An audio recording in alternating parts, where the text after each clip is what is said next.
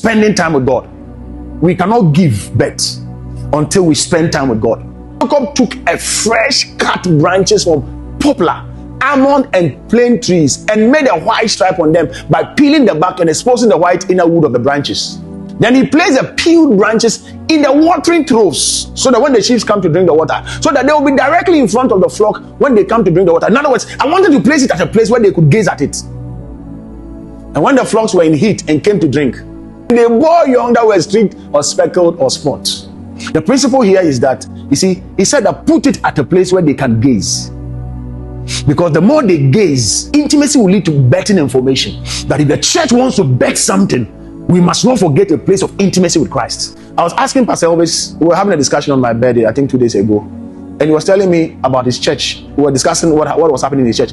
And he was telling me that by 4 a.m. the place is full. I'm saying, the church is for months on my back. 4 a.m. When do for? So I was asking him what happened.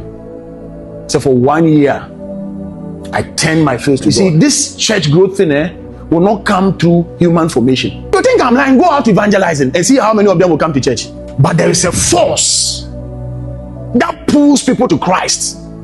When the senior pastor becomes intimate with Christ, Paul says that to the church that I bet that Christ will be formed in you. Listen, the church members will keep fornicating until you pray that Christ be formed in them. The church is a reflection of the pastor's intimacy. Where your pastor, where you're serious, a church member, your congregation will not be serious. A guru in this one, a congregation, a group of ministers.